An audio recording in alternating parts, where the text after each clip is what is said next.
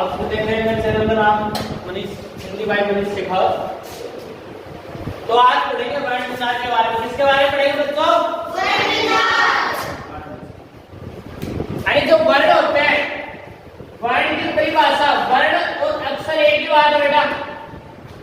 वर्ण और अक्षर होते हैं ना, वो एक ही बात होती है, ठीक है। तो ध्वनि है,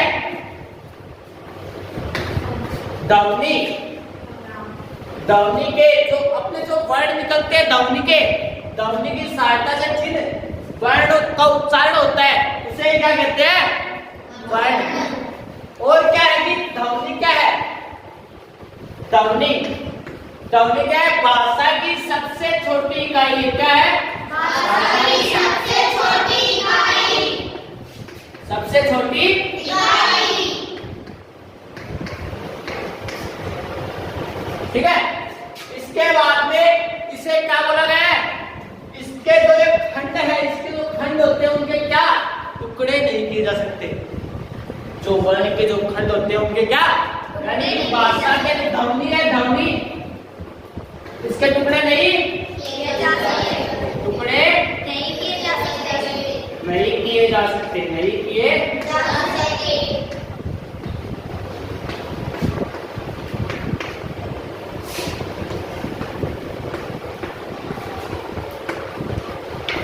इसके टुकड़े नहीं किए जा सकते। तो ध्वनि की इसकी परिभाषा क्या होगी? अभी बताया था मैंने, क्या होगी इसकी परिभाषा बताओ? वर्ण की परिभाषा क्या होगी? फर्स्ट क्लास से लेके आप 7th में हो चुके हैं, तो आपको वर्ण की परिभाषा बताएगा। चलो लिखो।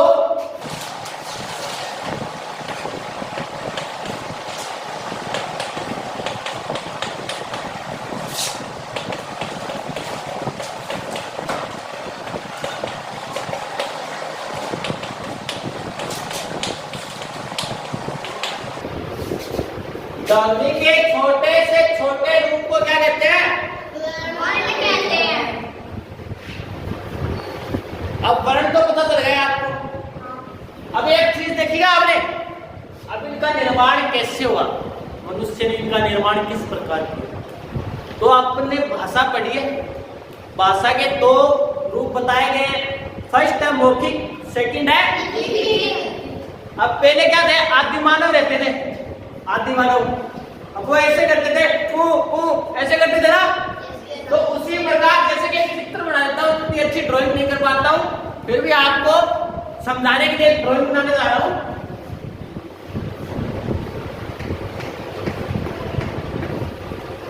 क्योंकि आगे ड्राइंग करने लग जाएंगे तो टॉपिक तो कंप्लीट नहीं हो पाएगा अपना। अब ये आदि मानव समझ लो, इसको किसी को भी समझ लो, विपिन समझ लो, या किसी को भी ले लो, ठीक है। है तो इंसान ही। तो अब ये उच्चारण कर रहे हैं, जैसे कि छोटे बच्चे नहीं करते क्या? ए ऊ करते हैं ऐसे।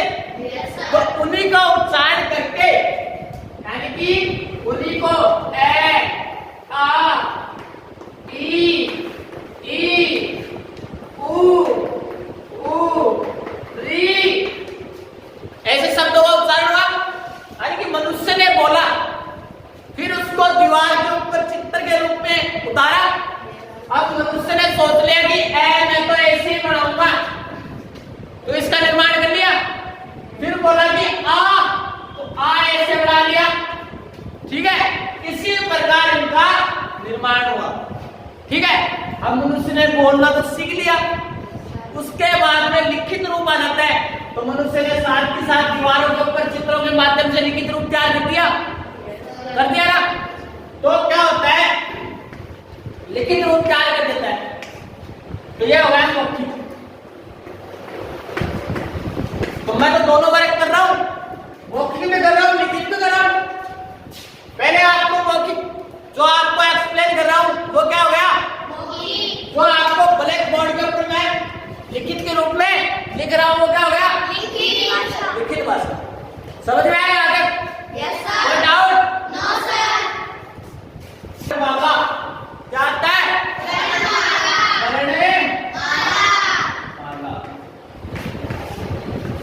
अब ये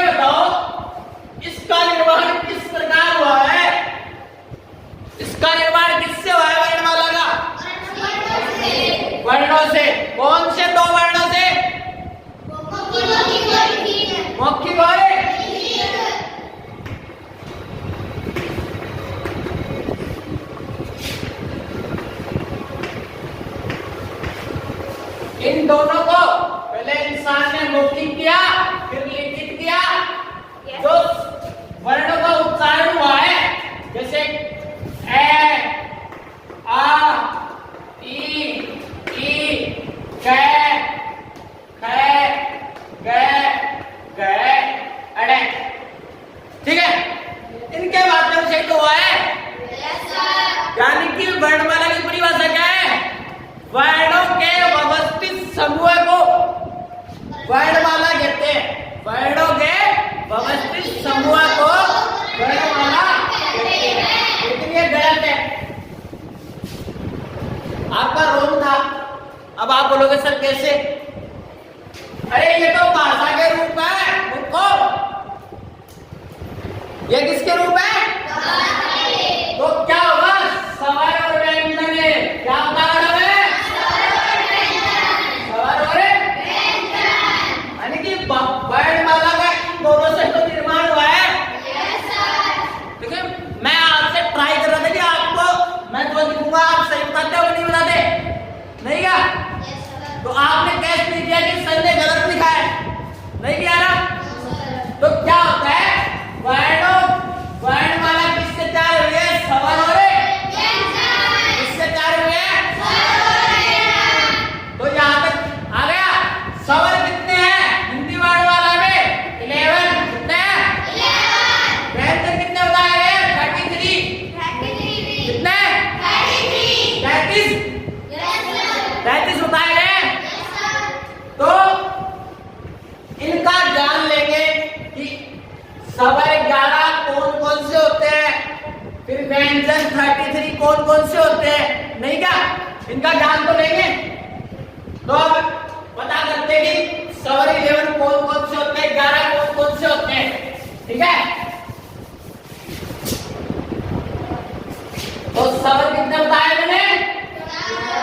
11। कितने? 11। तो वो कौन कौन से देख लो। ए, आ,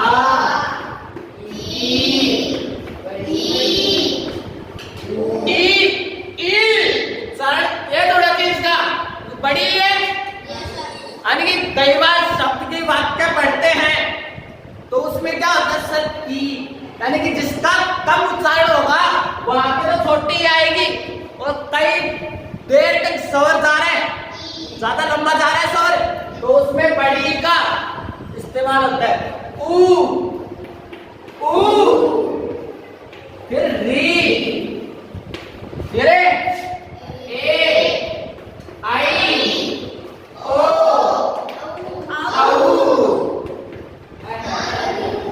वो अनुस्वार और विसर्ग में आते हैं बेटा। किसमें आते हैं? अनुस्वार और विसर्ग में। तो आगे देखते हैं, जो आपने बताया कि अभी अनुस्वार कौन सा है।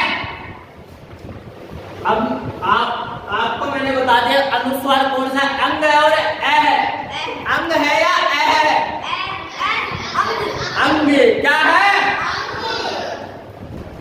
ये जो बिंदी लगती है ना वो है।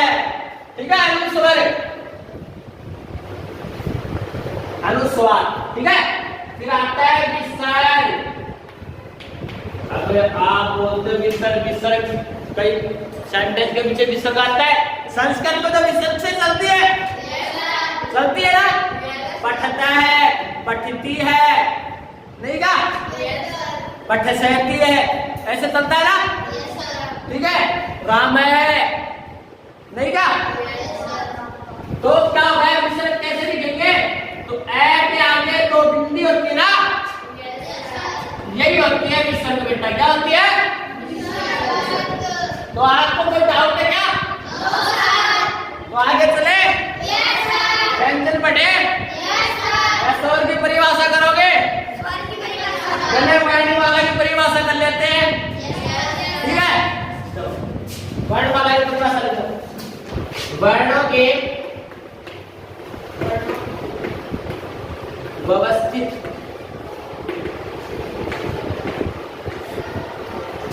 समूह को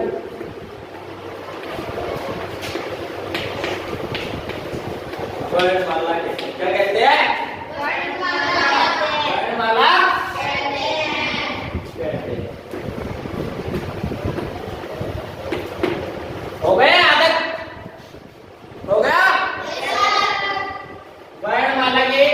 दो रूप बताए गए। कितने बताए गए? दो।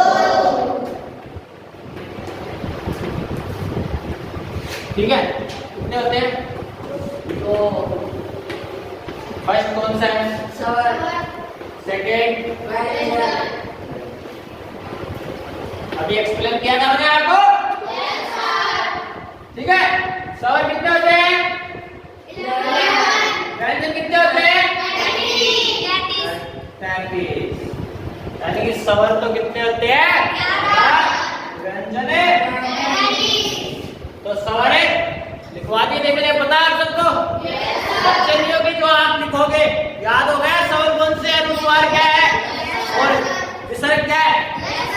अब पढ़ लेते हैं थोड़ा व्यंजन। व्यंजन पढ़ लेते हैं या स्वर की परिभाषा करें? स्वर की परिभाषा।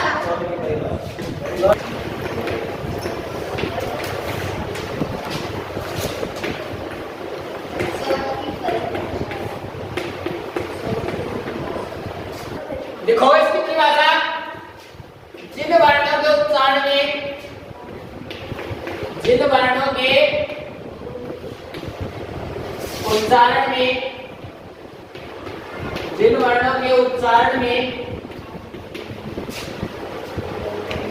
वर्णों की, जिन वर्णों के उच्चारण में अन्य वर्णों की, अन्य वर्णों की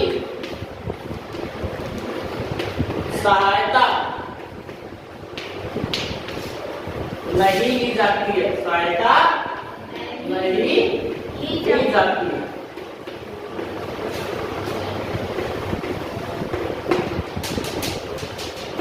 उसे स्वर कहते हैं।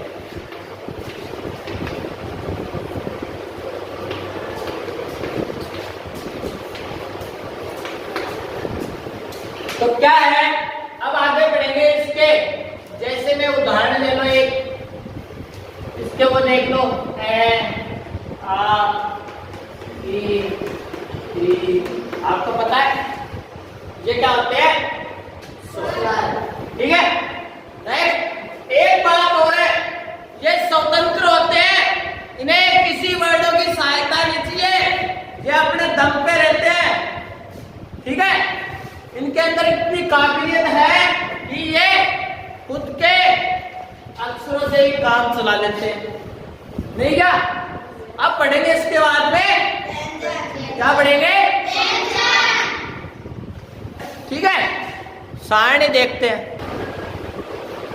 अब देखो, जो आपको ये मैंने सारणी बना के दी है, स्वर तो मैंने लिख दिए, ए आ ई यू ई। ठीक है, फिर अनुस्वार ये, विसर्ग ये, व्यंजन कैवरक चैवरक तैवरक तैवरक पैवरक अंतस्थ है, और उसमें फिर आ जाता है अन्य व्यंजन में अडे और डे।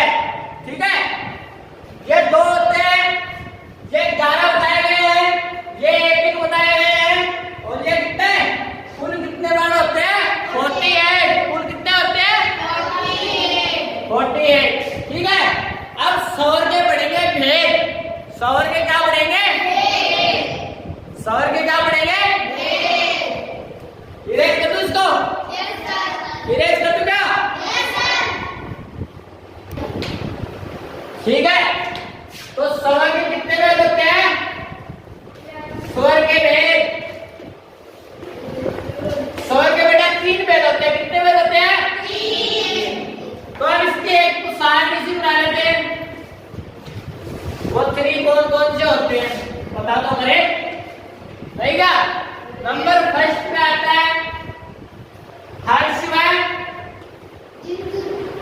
स्वर, दीर्घ स्वर। नंबर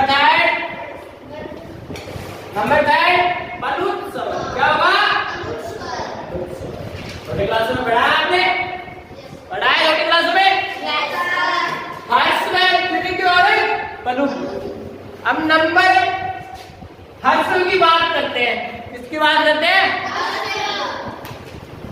जिन स्वरों का उच्चारण, जिन स्वरों का उच्चारण सबसे कम समय में लगता है, जिन स्वरों के उच्चारण में सबसे है उसे क्या कहते हैं?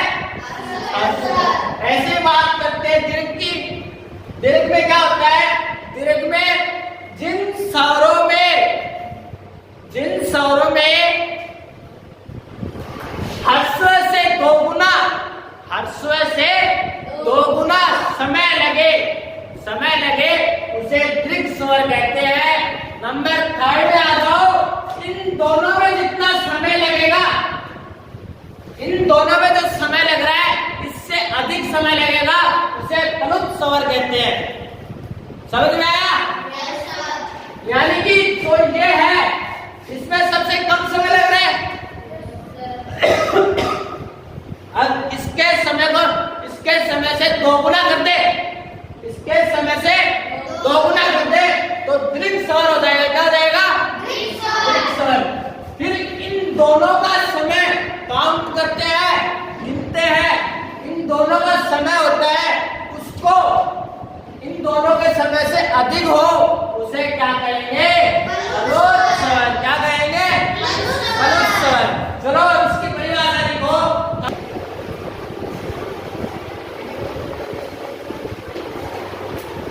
नंबर 1 क्या है? जिन्हें स्वरों के उच्चारण में, जिन स्वरों के उच्चारण में सबसे कम समय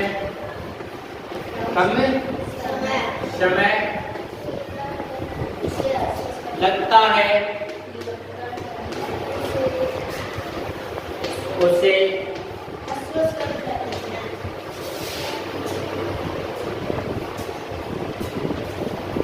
हर्ष स्वर कहते हैं। क्या कहते हैं? हर्ष स्वर कहते हैं।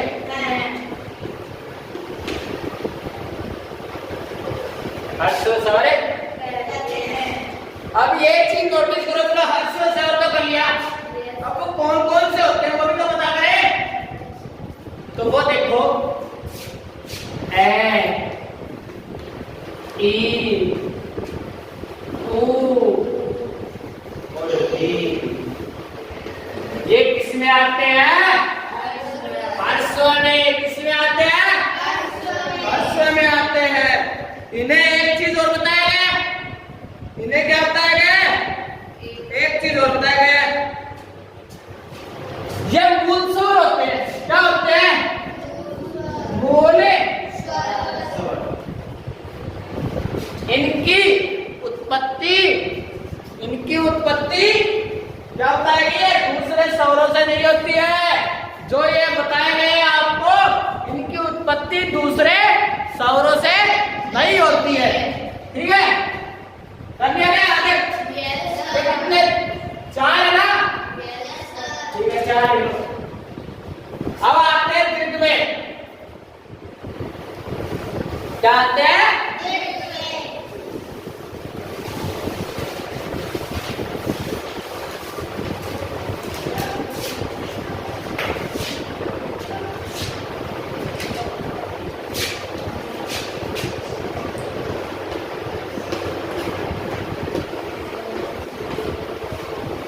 नंबर 2 है जिन्हें स्वरों के उच्चारण में, जिन स्वरों के उच्चारण में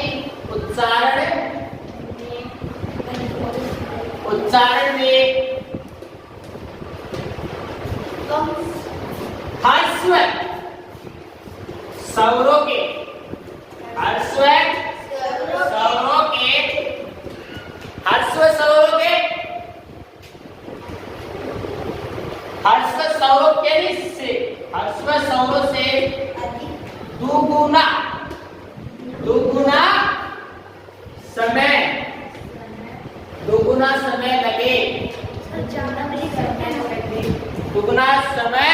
दुगुना समय लगे तो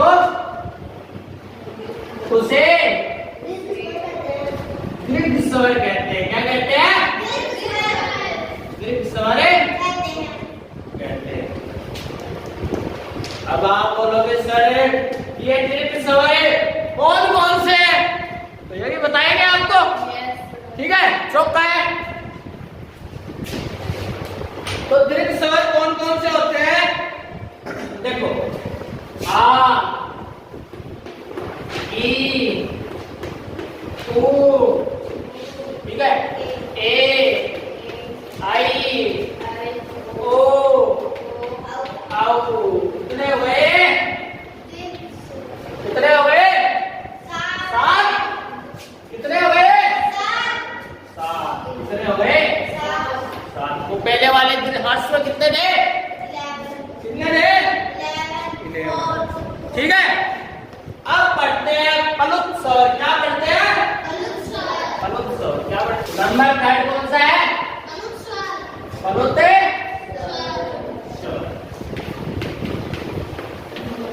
पलुत स्वर में देखो, जिन स्वरों के उच्चारण में उच्चारण में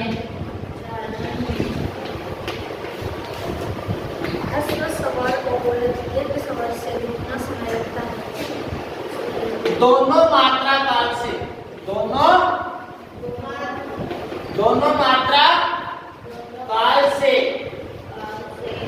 मात्रा काल से अधिक समय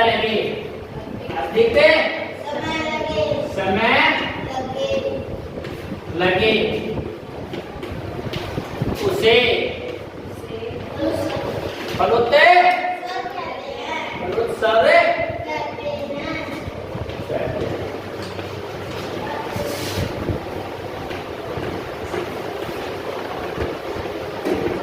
हो गया ना याद है? अब आप बोलोगे सर पलुत स्वर कौन कौन से होते हैं?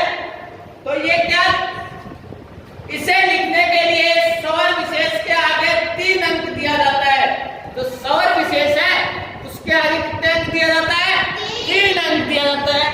और इसी प्रकार उच्चारण, संबोधन अथवा किसी को पुकारने में होता है।